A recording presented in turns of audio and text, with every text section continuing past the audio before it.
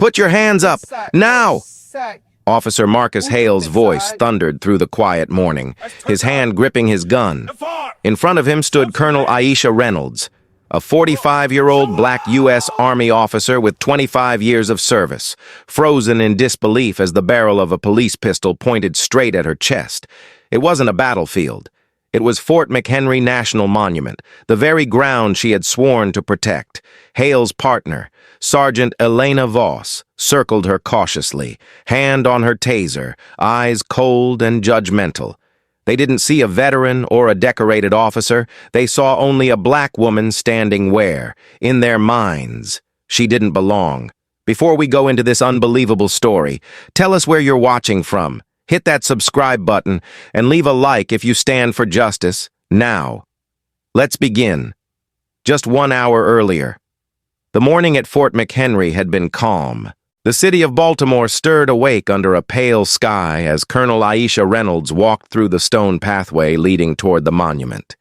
She wore plain clothes, navy jacket, jeans, black boots, and carried a slim case of inspection files. To the public, she looked like any visitor. Only the clipped military ID on her jacket and the way she carried herself hinted at her rank.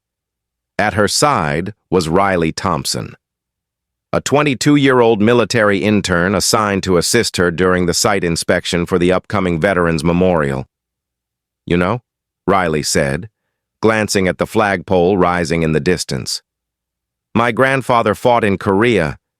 He always said this fort was a symbol of what America could be." Aisha smiled faintly. "Symbols mean nothing if people forget the sacrifice behind them." She replied. Her tone was calm but weighted, as if speaking from old scars. Her father, a Vietnam veteran, had taught her early that patriotism without equality was only half a promise. She'd spent her life proving that promise true, but fate had a cruel way of testing conviction. As they rounded the east perimeter gate, a police SUV rolled in fast, its siren briefly flashing red and blue before cutting out. 2 uniformed officers stepped out, Marcus Hale, tall and broad with a graying buzz cut, and Elena Voss, sharp-faced, eyes narrowed like she was always expecting trouble. Hale called out, "Hey, you two can't be here. This area's restricted." Aisha stopped, calm and composed. "Good morning. Officer, I'm Colonel Aisha Reynolds, U.S. Army. We're conducting a security inspection before the memorial event. Here's my clearance." She reached into her jacket, slowly, and held out her ID. Hale didn't take it. He stared at her like she was lying. "Colonel." "Huh? That's a new one," he said with a mocking smirk. "I've seen all kinds of fake badges, but this one's pretty creative." Riley frowned. "Sir, this is real. She's assigned here by the Department of Defense." "Kid," Hale interrupted. "Save it. You're lucky I don't run you both in for trespassing." Voss folded her arms. "Let me see that bag." "Ma'am?" "Excuse me?" Aisha's voice sharpened, still steady. "You don't have the authority to search military property without probable cause." "Probable cause?" Voss snapped back. "You're the only one out here not in uniform, carrying a case you won't open. That's cause enough." Riley tried to step between them. "She's not doing anything wrong. We're just—" "Quiet!" Hale barked, his tone heavy with condescension. "Let the adults handle this." Aisha felt something inside her twist. She'd faced Taliban fighters with less aggression. "Officer," she said firmly, "I'm warning you. This is an official assignment. Verify my clearance before you escalate this." Hale smirked. "Oh, I'll verify all right. Hands where I can see them." His hand hovered near his weapon. The tension in the air grew heavy. A small crowd of morning visitors had begun to gather. Among them was Jamal Ortiz, a Hispanic tourist visiting from Texas, seeing the confrontation unfold. He quietly pulled out his phone and began recording. The lens captured every detail, the arrogance in Hale's eyes, the quiet strength in Aisha's face, the unease on Riley's. "Sir," Riley said again, voice shaking, "please, She's telling the truth. You talk too much, Hale snapped. You think just 'cause she's got you fooled with that badge she's someone important? Not today. Aisha took a slow breath. Her heart pounded, but her composure held. You're crossing a line. Officer, she said, if you continue this, you'll regret it. Regret it? Hale scoffed. Lady, you're lucky I don't cuff you right here. Voss leaned closer, whispering. Marcus, maybe we should call this in. No, he hissed. I know what I see. She's not military. Look at her. That sentence stung, not because it was new, but because it was familiar. Aisha had heard versions of it her entire career. You don't look like command. You don't look like leadership. You don't look like you belong. She'd fought through all of it, climbed every rank, endured every whisper, but standing there, with a gun about to be drawn on her by someone wearing the same flag on his shoulder. She felt the weight of centuries pressing on her chest. Riley's voice trembled. Colonel, maybe we should leave. No, Aisha said, eyes fixed on Hale. If I walk away now, I teach them that fear wins. Hands up, Hale barked, pulling the pistol halfway from its holster. The sound of metal scraping leather silenced the crowd. Gasps rippled through the onlookers. Voss tensed. Riley stepped back, terrified. Sir, please, don't do this, he cried. She's not armed. But Hale was past reason. His pride had become his weapon. He took a step forward, pointing directly at Aisha. One more move and you're done. The world seemed to pause. The flag fluttered gently in the wind behind her. And for a split second, Aisha remembered her father's voice. Never bow your head when you're right, even if they aim a gun at you. She raised her hands slowly, eyes locked on his. You're pointing that gun at the wrong person. Officer Hale, she said, her voice calm, deep, unbroken. Because when this is over, everyone will see exactly who you are. Hale hesitated, just for a second. But the damage was already done. Dozens of phones were filming. Jamal's camera caught everything. The drawn gun, the trembling intern, the colonel's unwavering stare. Within hours, that footage would explode online, shaking Baltimore, shaking the nation, and reminding everyone that even on the soil of freedom, prejudice still wore a badge. Officer Hale's voice sliced through the air again, louder and harsher than before. Show me what's in that bag, right now. His tone wasn't one of authority. It was dominance, the kind born not from duty but from bias. Colonel Aisha Reynolds stood motionless, her hands still raised, her breath steady but her patience thinning. The gun in his hand gleamed under the morning light. But what hurt her most wasn't the weapon. It was the look in his eyes. The same look she had seen countless times in her career from those who thought rank and color couldn't coexist. Riley Thompson, the young intern beside her, looked terrified. Sir, please, he said softly, voice trembling. You're making a mistake. But Hale didn't hear him, or didn't care to. You think you can waltz in here, flash some fake badge, and play soldier? Not on my watch. He sneered. Aisha's heart pounded, but her tone stayed even. I told you, check the system. My name will clear faster than your temper. That calmness only enraged him more. He wasn't used to being challenged by someone who didn't flinch. Voss stepped closer, her hand resting on her taser. Marcus, maybe we should just call this in, she muttered, half-heartedly. No, he snapped. She's hiding something. Look at her.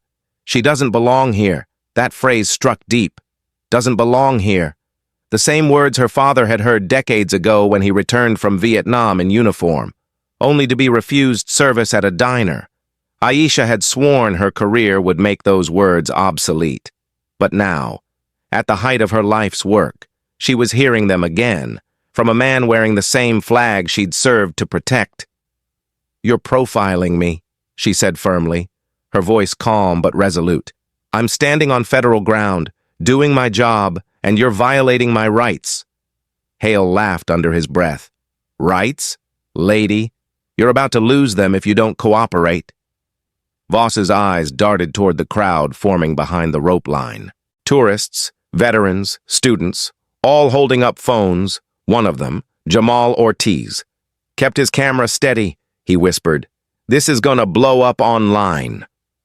As the lens caught every second of Hale's aggression, Aisha saw the reflection of that phone in the officer's badge and realized this might not end quietly. Riley tried once more. Officer Hale, she's a colonel in the U.S. Army. Please, just check the system before this gets worse. Shut it. Rookie, Hale barked. If you don't step back, I'll have you detained too. His words cracked like a whip, and Riley's courage wavered. But not Aisha's. You're out of line, she said. You don't draw weapons on unarmed citizens, especially not without probable cause. Hale sneered. You think you can lecture me? I've been a cop 18 years, lady, and I've served this country 25, Aisha said, stepping forward slightly, her voice sharp as a blade. I've led soldiers, buried friends, and stood under fire so people like you could sleep safely at night. And this, she gestured toward his gun. This is how you honor that? For a moment, Hale hesitated, but pride blinded him. You talk a lot for someone in cuffs. I'm not in cuffs, she replied, and you'd better pray you don't put me in them. That single sentence drew gasps from the crowd. Riley's heart pounded. He knew she wasn't threatening. She was warning him. Voss shifted uncomfortably. Marcus, she whispered, we're being recorded. Then they'll see me doing my job. Hale shot back. But his voice lacked conviction now. The tension pressed down like a storm. Aisha looked straight at him, her expression calm, almost sorrowful. This isn't about safety. Officer, it's about control. You see a black woman standing where history says she shouldn't, and it scares you. Hale's jaw tightened. You're twisting this. No, she said softly. You are. Riley's phone buzzed. His hands shook as he hit record. He wanted the truth on film, just like Jamal. Every word mattered now. Voss, caught between loyalty and reason, took a cautious step back. Marcus, enough, she said, her voice firmer. Let's call it in. Let's. I said enough, Hale barked, turning on her, the gun still in his hand. The crowd murmured. Someone shouted, Put the gun down! Aisha stood tall, hands still raised, but her voice deepened. You're endangering civilians now. You're not protecting anyone. You're embarrassing the badge you wear. The words landed harder than a slap. Hale's face flushed red. He turned back toward her, finger trembling near the trigger. You don't tell me how to do my job. Then do it right, she replied. For a moment, silence. Then Riley's voice, trembling but clear. Sir, please. She's right. You're on federal property. She's a superior officer. If you fire that gun, your career's over. Hale's eyes darted toward the crowd again. He could feel their judgment, the cold stare of witnesses. But more than that, he felt his authority slipping, and that frightened him more than anything else. Back away, he roared, waving the gun. Now! Aisha didn't move. If I back down, I give you power you don't deserve, she said softly. And I won't do that. Not today. Her courage, quiet yet unyielding, left even Voss speechless. Hale's breathing grew ragged. His eyes flicked between her calm face and the sea of phones pointed in his direction. Deep down, he knew the truth. This moment would follow him forever. Riley, Aisha said gently without turning. Call General Brooks, tell him what's happening, and keep that camera steady. Riley nodded shakily. Stepping back as he dialed, Hale cursed under his breath. You think your rank means anything here? It means I've earned respect you'll never understand, she said. But I'll settle for accountability. The air crackled with tension. Even Voss couldn't speak. Hale's hand twitched, gun half raised, pride and fear wrestling inside him. Aisha didn't blink. "Do you really want to be the man on tomorrow's news pointing a gun at a black colonel on Memorial Week?" she asked. Her words hung in the air, echoing like a verdict. The weight of what he'd done began to sink in. "But it was too late," Jamal whispered. "It's live, over 200 watching already." And as Aisha stood there, calm, unbroken, dignified, the story was already writing itself. Within hours, millions would see her face, her courage, her restraint, and the world would ask the same question she asked silently in that moment. How many times must we prove our worth before the country we serve believes it? Officer Hale's hand trembled as the pistol hovered inches from Colonel Aisha Reynolds' chest. The air was tight with fear and disbelief. Around them, the crowd of tourists had grown larger, their phones raised, capturing every second. "I said put the bag down," Hale shouted again, his voice cracking under pressure. "You don't move until I say so." Aisha stood motionless, her face calm but her pulse steady like a drumbeat of restraint. "You've already made one mistake, officer," she said softly. "Don't make another one that'll end your career." "Behind her," Riley Thompson whispered frantically. "Colonel, let me handle this. Please, just let me talk to someone." She shook her head. "No. Riley, they need to see what happens when silence protects power." Hale's jaw clenched. "Enough with the speeches," he snapped, waving the gun in her direction. "You think that title on your ID means you're above the law?" "No," she answered. "It means I've defended it." The words stung, cutting through the fragile wall of his authority. Sergeant Elena Voss stepped forward cautiously. "Marcus," she said, her voice low, "maybe we should verify her credentials. She's got people watching, and this doesn't look good." "You scared now?" he barked, turning on her. "You think I'm gonna let some liar embarrass me in front of a crowd?" "Embarrass you?" Aisha repeated quietly. "You're doing that all by yourself." The crowd murmured. Someone whispered. "She's military," another voice called. "Put the gun down." Hale ignored them. He was past reason, trapped between ego and fear. Aisha slowly reached for her phone. "Don't move," he barked. "You'll regret that." "I already do," she said, eyes steady. "I'm calling my commanding officer, General Tyrone Brooks, and I'll make sure this conversation doesn't disappear." Hale lunged forward. Knocking the phone from her hand, it hit the pavement with a crack. "You're done," he snarled. Riley stepped forward instinctively. "Sir, stop. That's destruction of evidence." Hale whipped around, gun still raised. "You want to join her? Boy," he shouted, "then move back." "I won't," Riley said, trembling but resolute. "She's my superior officer." Voss hesitated again, the doubt finally reaching her eyes. "Marcus, the kid's right. This isn't how we handle this. You're not in charge here," Hale yelled, the veins on his neck pulsing. The entire scene had spiraled into chaos. And in that chaos, Aisha's calm stood out like iron. She took a slow step forward, her voice firm but low enough to command attention. "Officer Hale, listen to me carefully. You are standing on federal property, threatening a decorated U.S. Army colonel. That's assault under federal law. The moment that gun leaves its holster, you're finished." Hale froze, his hand trembling.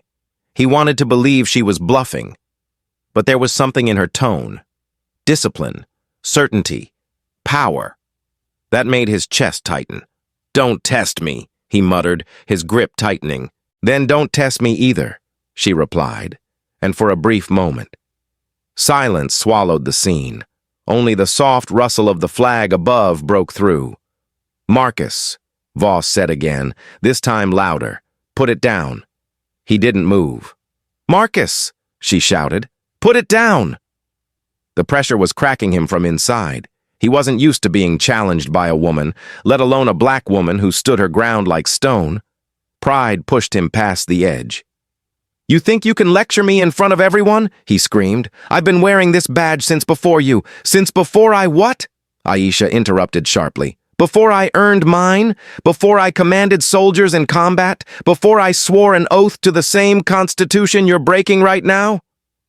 The crowd erupted in murmurs, cameras zooming in. Jamal Ortiz, still filming, whispered to himself. This is going viral. Aisha looked at Hale one last time, her expression steady. Call your chief, Officer Hale, or I'll call the mayor myself. Hale blinked, stunned. The mayor? Yes, she said. Lorenzo Diaz. He knows me personally. We worked together on veteran outreach last year. The color drained from Hale's face. You're lying. Try me, she replied, with slow, deliberate movements. She reached into her jacket pocket and pulled out a second phone, her secure line. Hale's gun wavered. Don't! He barked, but his voice faltered. She tapped a number, put it on speaker, and waited. One ring, two, then a voice. Mayor Diaz here! Gasps rippled through the onlookers. Lorenzo, Aisha said calmly. This is Colonel Reynolds. I'm at Fort McHenry. 2 of your officers have drawn weapons on me without cause. The mayor's voice sharpened instantly. What? Are you hurt? No, sir. But I'd appreciate your presence before this turns into a headline. Hale's eyes widened. Voss whispered, Oh my God. The mayor's voice thundered through the speaker. Stay right there. Colonel, I'm on my way with Chief Kaur. Don't let them move an inch. The call ended, but the silence it left behind was deafening. Hale's hands trembled. You think calling the mayor scares me? He tried to sneer, but his voice cracked. No, she said. I think the camera does. Jamal, standing at the edge of the crowd, raised his voice for the first time. It's live, officer. The whole city's watching. Hale turned toward him, fury twisting his face. Turn that off, he roared. You can't film an active investigation. You're not investigating, Aisha said. You're humiliating yourself. Hale's face burned with rage. He turned away, muttering under his breath, pacing like a caged animal. Voss stood frozen, watching everything unravel. Riley exhaled shakily, whispering, Colonel, it's over, right? Not yet, Aisha said quietly. This is just the beginning. Within minutes. Distant sirens echoed from the city. News alerts began pinging on phones as Jamal's livestream exploded online. Millions watching within the first hour. Hashtags spreading faster than wildfire. Helicopters from local stations circled overhead. The once quiet fort had become the epicenter of a national reckoning. Hale looked up at the sound of sirens, panic flickering in his eyes. He holstered his gun, but it was too late. The world had already seen him. Aisha picked up her cracked phone from the ground, dusted it off, and met his gaze one last time. You pointed a gun at the wrong woman today, Officer Hale, and by tomorrow morning, the country will remind you of it. He said nothing. He couldn't. His authority had evaporated, swallowed by the lens of truth. As the first police vehicles arrived and Mayor Diaz stepped out with his security detail, Hale's world began to collapse. The man who once believed himself untouchable was about to learn that power without integrity is nothing, and that sometimes justice starts with a camera and a woman who refuses to bow. The wail of sirens grew louder as multiple patrol cars screeched to a stop near the entrance of Fort McHenry. The crowd parted, whispers rippling like a wave as Mayor Lorenzo Diaz stepped out. Flanked by Baltimore Police Chief Nadia Carr and 2 aides, cameras flashed, reporters hurried in from nearby streets, and Officer Marcus Hale's face drained of color. Colonel Aisha Reynolds stood where she had been the entire time, calm, unbroken, and still in control of herself even after having a gun pointed at her. Colonel Reynolds, the mayor called out, his voice strong but filled with concern. Are you all right? I am. Sir, Aisha replied evenly. But I can't say the same for your officers. Hale's hand instinctively moved to his holster again, but Carr's sharp tone cut through the tension. Officer Hale, remove your weapon and place it on the ground. Now. He hesitated, glancing around at the dozens of phones still recording. Then slowly unbuckled his holster and set the gun on the pavement. Ma'am, this is a misunderstanding. Be quiet. Carr interrupted coldly. Her Indian accent was faint, but her authority was unmistakable. You drew a weapon on a United States Army colonel on federal property. There's no misunderstanding large enough to explain that. Sergeant Elena Voss lowered her head, clutching her hands behind her back. The mayor turned toward Aisha, his expression tightening. Colonel, I'm sorry this happened on our soil. You have my word. There will be accountability. Aisha nodded but didn't speak. She didn't need to. The truth was already out there, on the edge of the crowd. Jamal Ortiz's live stream had crossed 2 million views, flooded with comments demanding justice. The chat scrolled endlessly with words like unbelievable, racism in uniform, and she deserves respect. Chief Carr glanced at Hale and Voss. You're both suspended pending investigation. Your badges. Please. Hale froze. Chief, you can't just... I can and I will, she said sharply. Right now. You're both a liability. He hesitated, his jaw tightening, but the mayor's stern gaze left him no choice. With trembling fingers, he unclipped his badge and handed it over. This isn't fair, Voss muttered quietly. We were following protocol. Protocol? Aisha turned her gaze toward her. Which one is that? The one that lets you search someone because of their skin. Voss didn't answer. She couldn't. The mayor gestured toward his aides, who moved in to escort both officers away. They'll be questioned downtown, Cower said firmly, and every piece of footage from this incident will be reviewed. Aisha exhaled slowly, the first sign that the weight of the morning was beginning to catch up with her. Riley Thompson, still shaken but steadfast, stepped beside her. Ma'am, it's over now, right? She gave him a faint smile. It's just beginning. Riley, what happens after will matter more than what happened here, as Hale and Voss were led away. A reporter's voice pierced through the hum of the crowd. Colonel Reynolds, can we get a comment? How do you feel after having a gun pointed at you by local law enforcement? Aisha turned slightly toward the camera. I feel the same way I did when I took my oath 25 years ago, she said clearly. That the uniform means nothing if the person wearing it doesn't respect what it stands for. And today, we saw what happens when fear replaces honor. The crowd applauded softly. Even the mayor's expression softened with pride. Across the street, a small group of veterans saluted quietly, their faces solemn, as the commotion continued. Dr. Keisha Malone, Aisha's longtime friend and therapist, arrived through the throng of reporters. She took Aisha's arm gently. I saw the live stream, she said, voice trembling. I'm so sorry. Aisha, are you hurt? Not physically, Aisha replied. But it's strange. Keisha, how fast a moment can strip away years of progress. Keisha squeezed her hand. You didn't lose anything today. You showed the world who you are. Chief Carr approached again, her tone softer now. Colonel, I've already ordered an internal review. Officer Hale's body cam has been seized. Between that and the viral footage, the case will move fast. Aisha nodded. Good. The truth deserves speed. The mayor looked around at the flashing lights, the crowd, the reporters pressing closer. I'm calling a press conference this afternoon, he said. This can't be swept under the rug. It won't. Aisha replied, because the rug's on fire.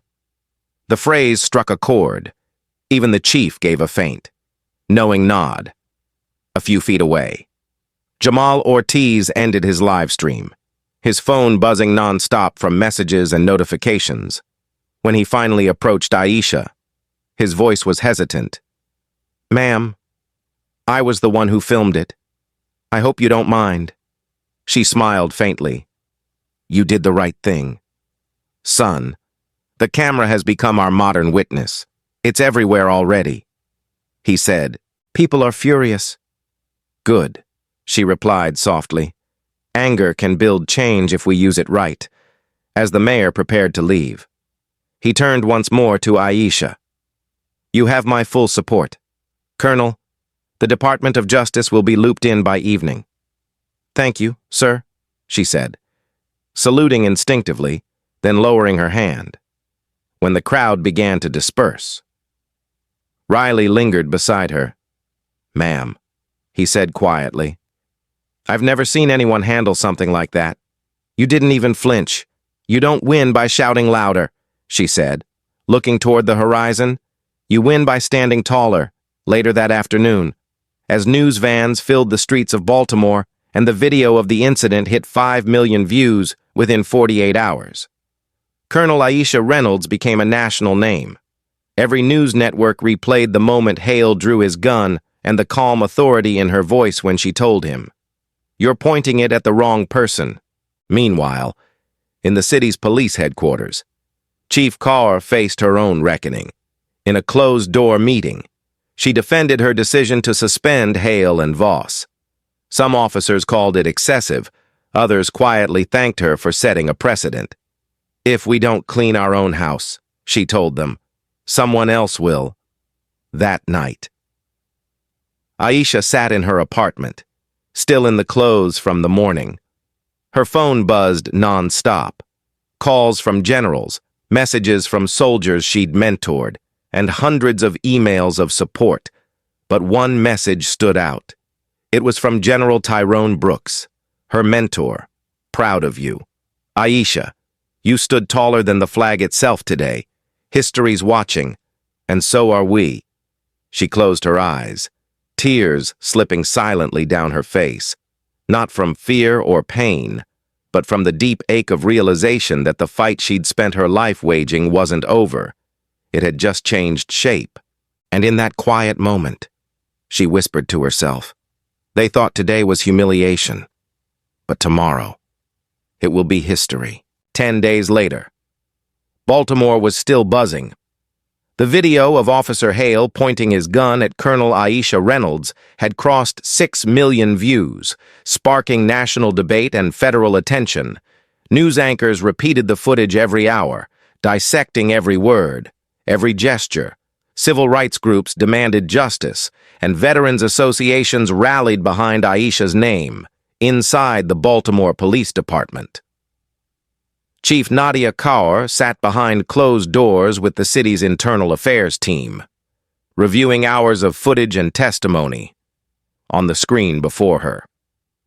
Hale's body cam played the moment of confrontation in crisp, undeniable detail. "Hands where I can see them." His voice echoed in the silent room, followed by Aisha's calm reply, "You're pointing that gun at the wrong person." Kaur leaned back, eyes tired but resolute. "We can't ignore this," she said quietly.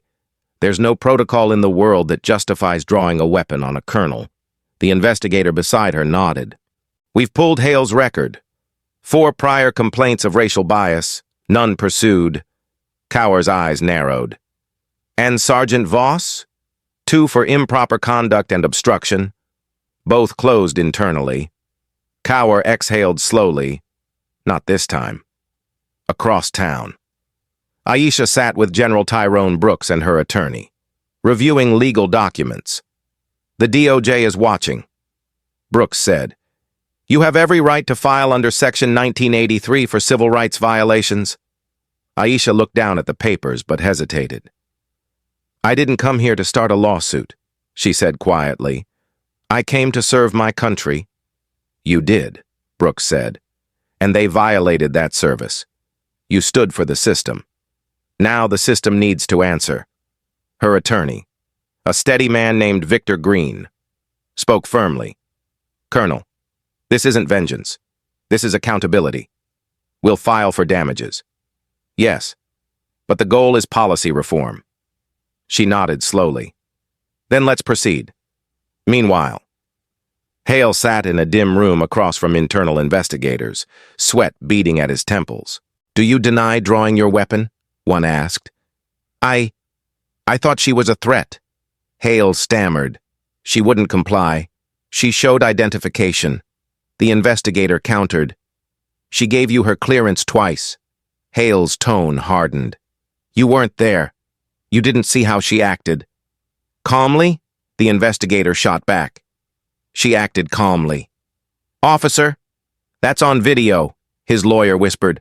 Marcus, stop talking. But Hale pressed on. You people don't understand what it's like out there. You make one wrong move and it's over. I was just trying to protect myself. From an unarmed colonel? Carr's voice came from the corner of the room as she entered quietly. Hale froze. Chief, he started. Save it, she said, her tone cold. You embarrassed this department, endangered civilians, and reinforced every stereotype we've been trying to dismantle. You're done here. Hale looked stunned. You can't just fire me without a hearing. Watch me, Carr said. She dropped a file on the table. Body cam footage, witness statements, and a viral video seen by half the country. You've had 18 years to learn the meaning of restraint. You failed. Hale's face twisted with frustration, but the weight of evidence crushed whatever defiance he had left. You think the public cares about the truth?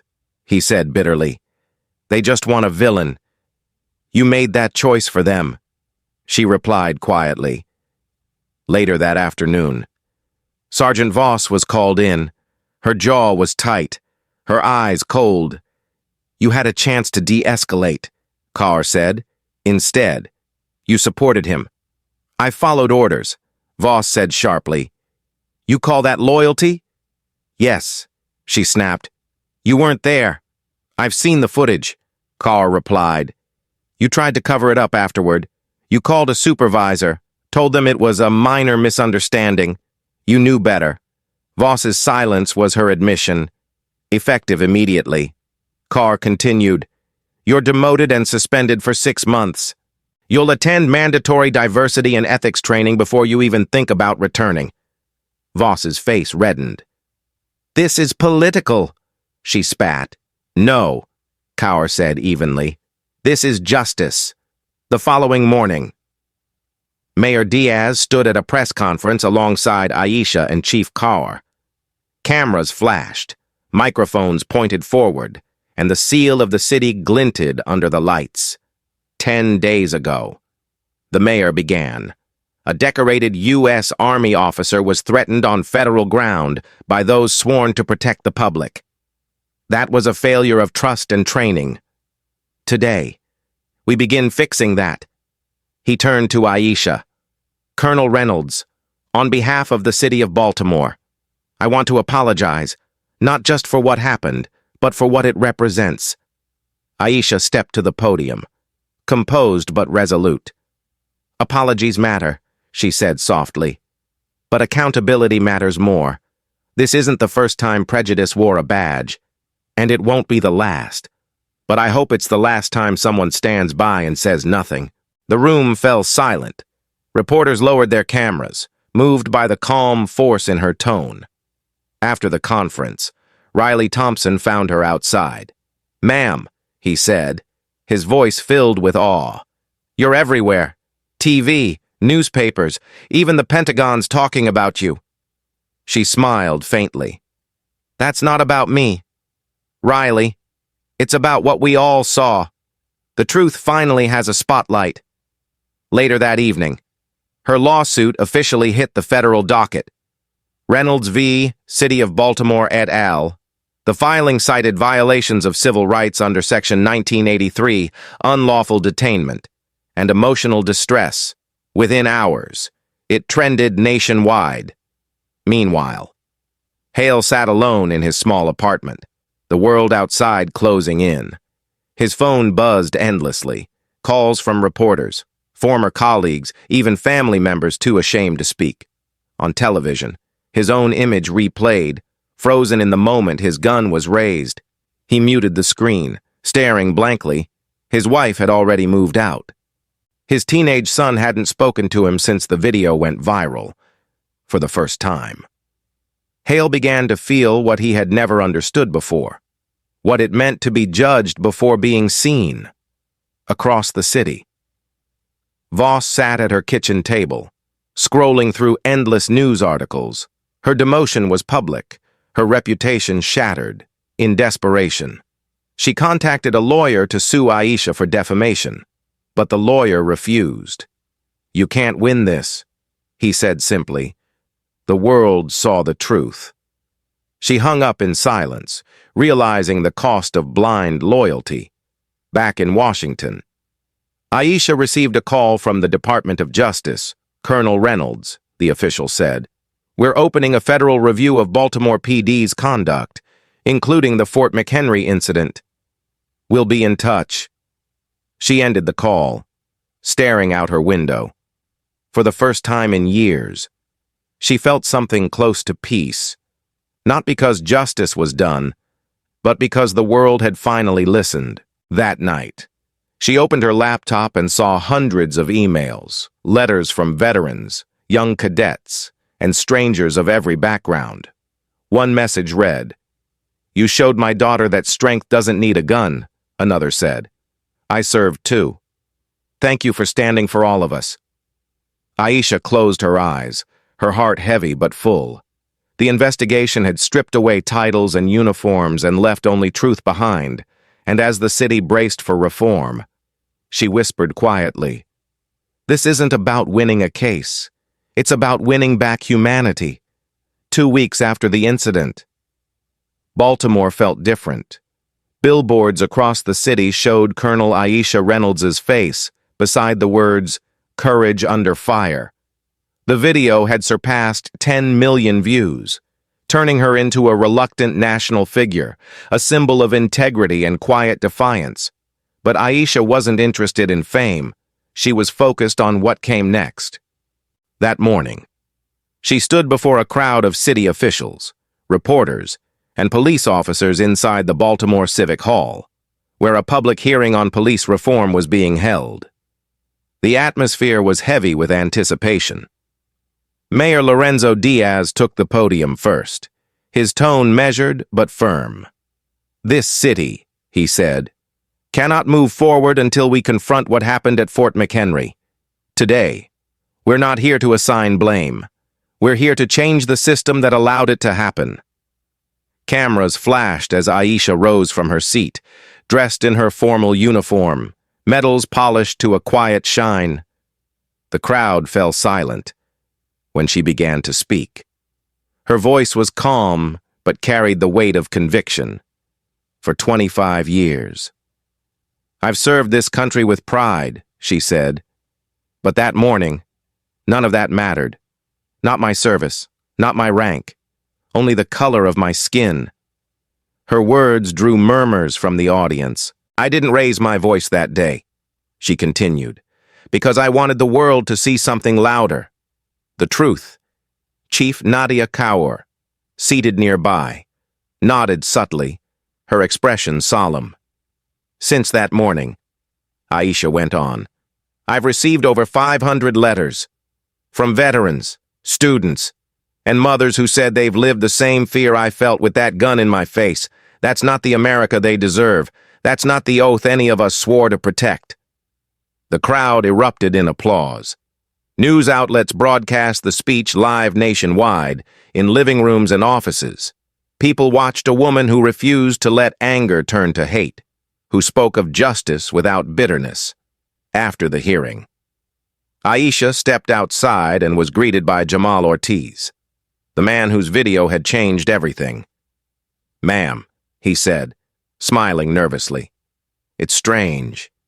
People stop me in the street now, thanking me for filming, but the truth is, I only pressed record. You're the one who stood still."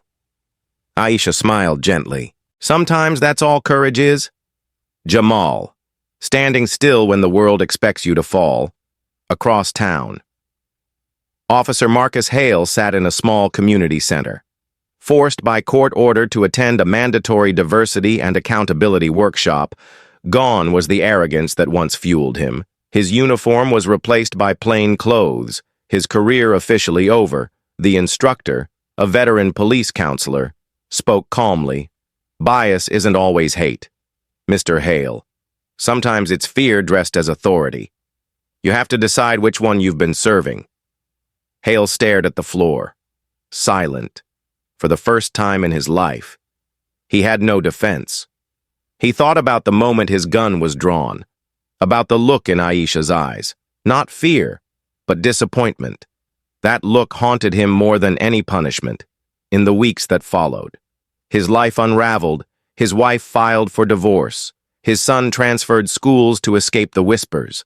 Reporters stopped calling, and soon, no one did. One evening, he sat alone at his kitchen table, staring at the official letter of termination, and whispered, "She didn't destroy me. I did." Sergeant Elena Voss's story took a different turn. After losing her rank and 6 months' pay, she tried to fight back, filing a defamation lawsuit against Aisha. It was dismissed in less than an hour. The judge cited overwhelming public evidence and lack of merit. Humiliated, she resigned.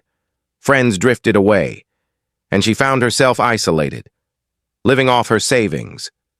But even then, she refused to accept blame, telling herself she had only been loyal to her partner. Loyalty, however, had cost her everything. Meanwhile, inside City Hall, Chief Carr worked with the mayor and Aisha on a new initiative called the Baltimore Integrity Project, a mandatory anti-bias and accountability program for all law enforcement officers. It was inspired directly by the Fort McHenry incident. "We'll make this city a case study in transparency," Carr said. "No more hidden reports, no more silent cover-ups." The mayor agreed, signing the policy into law with Aisha and Kaur beside him. Cameras captured the moment. It made the evening news under the headline, "Justice Turns to Reform," in Washington. The Department of Justice announced a federal review into Baltimore PD's historical complaint system. The investigation found that 87 complaints over 10 years had been quietly dismissed, many from minority officers and citizens. The report led to immediate restructuring and disciplinary actions. Aisha's courage had ignited something larger than herself, a national dialogue about accountability within the people sworn to uphold it. One afternoon, while sitting in her modest apartment, Aisha received a visit from Riley Thompson. "Ma'am," he said, grinning nervously, "I wanted to tell you in person. I've been accepted into the officer candidate program. I'm starting in the fall." She smiled. "Proud. That's wonderful. Riley, you earned it. I just wanted you to know," he said, "that I learned more in that one day with you than in all my training. You taught me that strength doesn't come from power. It comes from control." Aisha's eyes softened. "You'll make a fine officer," she said. "Just remember, control starts in the mind, not the hand, elsewhere." Journalist Sophia Chen released a powerful feature titled "The Day Integrity Wore a Uniform." The article chronicled the events of that morning, blending footage, interviews, and reflections from those involved. It went viral, resharing Aisha's story to millions who had missed it the first time. Her closing line became one of the most quoted sentences of the year. "Some carry weapons to protect the law, others carry courage to restore it." The impact was undeniable. Police departments from other cities requested copies of Baltimore's new training program. Universities invited Aisha to speak about leadership, bias, and moral courage. Her quiet dignity resonated far beyond the uniform. Yet, despite the national attention, she stayed grounded. Every morning she still jogged the same route, still volunteered at the Veteran Center on weekends, still answered letters from strangers who found strength in her story. but behind the poise. There were nights she couldn't sleep. The memory of that gun still flashed in her dreams. The flash of metal. The silence before the crowd gasped. She didn't resent Hale. She pitied him.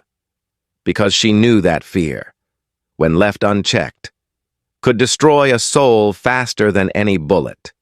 Weeks later, as the mayor invited her to deliver a keynote address at the upcoming memorial event, the very one she had been preparing for before the incident, Aisha hesitated, then agreed. "Make sure every officer attends," she told him. "Even the suspended ones." "All of them?" he asked. "Yes," she said firmly. "Justice isn't about separation. It's about education." That night, sitting by her window as the city lights flickered beyond, Aisha finally allowed herself to breathe. The fight had taken a toll, but it had also planted something enduring, a belief that even in a flawed system, integrity could still bloom. She whispered to herself, "We didn't just win a case, we changed the conversation." And outside, the flag over Fort McHenry waved softly in the distance, as if saluting her resolve. The morning sun cast a gentle glow over Fort McHenry, the same place where everything had begun. The air carried a quiet reverence as rows of chairs filled the lawn, decorated with small American flags and white flowers for the annual Veterans Memorial Ceremony. Cameras lined the perimeter, reporters whispering as the crowd awaited the keynote speaker whose courage had reshaped an entire city. Colonel Aisha Reynolds stood behind the curtain, dressed in her full Army uniform, her posture straight, her eyes steady. It had been 3 months since that harrowing morning when a gun had been pointed at her chest. 3 months since her calm defiance turned into a movement that spread across the nation. Now, she was no longer just a colonel. She was a symbol. As the mayor approached, smiling warmly, he said, "You ready, Colonel? Baltimore's watching again." She smiled faintly. "Then let's give them something worth remembering." When she stepped onto the stage, the audience rose in applause. Veterans, police officers, families, students, even children holding small flags. The applause wasn't just for her, it was for what she represented, the possibility of a better America. She stood at the podium, letting the sound settle before she spoke. 3 months ago, she began, her voice clear but calm. "I stood on this same ground, not as a guest speaker, but as a target. A gun was pointed at me by someone who believed I didn't belong here. But today, I stand before you to prove that I do." The crowd quieted, their attention fixed. That day, she continued, wasn't about one officer or one mistake. It was about something deeper, something that's been in this country longer than any of us. A belief that power is a privilege instead of a responsibility. But power without compassion isn't strength. It's fear in disguise. She paused, her eyes drifting toward the front row, where Chief Nadia Kaur and Mayor Diaz sat beside Dr. Keisha Malone, Jamal Ortiz, and Riley Thompson. Riley, now wearing his new cadet uniform, smiled proudly at her. Aisha nodded back, then turned to the crowd. "Since that morning, I've received over 500 letters. Some were from soldiers, some from citizens, and many from children who said they wanted to grow up brave. They called me a hero. But I'm no hero. I'm a soldier who refused to bow to ignorance." Her tone softened, almost reflective. "You see, courage doesn't always mean fighting back. Sometimes it means standing still when every instinct tells you to move. It means believing that calm can be louder than chaos." The audience fell completely silent. Only the soft rustle of the flag could be heard. "We live in a time," she said, "when cameras have become our witnesses, and silence has become our enemy. But if a single video can expose injustice, imagine what an entire community can do when it stands together." From the side, Sophia Chen, the journalist who had chronicled her story, watched with misty eyes. Every word carried weight, every pause, purpose. "I want to thank those who stood beside me when it mattered," Aisha said, glancing at Riley. "The young man who spoke truth when it was dangerous to do so. The citizen who filmed what others ignored. The chief who chose accountability over politics. And the city that turned outrage into action." Her gaze moved to the officers seated near the back. Some shifted uneasily, others nodded with quiet respect. To those in uniform. She continued, her voice steady. "I don't hate you. I never did. I believe in you, because I know what it means to wear one. But wearing a badge or a uniform means more than enforcing the law. It means defending dignity. Every encounter you have is a test of character, not authority. And how you pass that test defines more than your career. It defines your humanity." The applause began softly, then grew louder, swelling across the field until it became a wave of sound. When it subsided, Aisha spoke again, this time more personal. "I've often thought about the man who pointed that gun at me," she said, "and I've wondered what I would say if I ever saw him again." She took a deep breath. "And now, I know." The audience leaned in. "I'd tell him I forgive him, not because he deserves it, but because I do, because hatred chains the soul, and I've carried enough weight in my life. Forgiveness isn't surrender, it's freedom." The crowd rose to their feet. Even Chief Carr wiped away a tear. Somewhere in that crowd, unnoticed at first, Marcus Hale stood near the back, dressed plainly in a dark jacket, his head lowered. He hadn't been invited, but he came anyway, hearing her words, his eyes filled with something unfamiliar, shame mixed with gratitude. He didn't move closer. He didn't need to. Her forgiveness was enough. As the ceremony drew to a close, Aisha's speech shifted to hope. "This country isn't perfect," she said, "but it's ours. And every day, we get a chance to make it better. The change we seek isn't written in policies. It's written in the way we treat one another. Justice isn't a courtroom victory. It's a community that refuses to stay silent." She looked at the children holding their flags and smiled.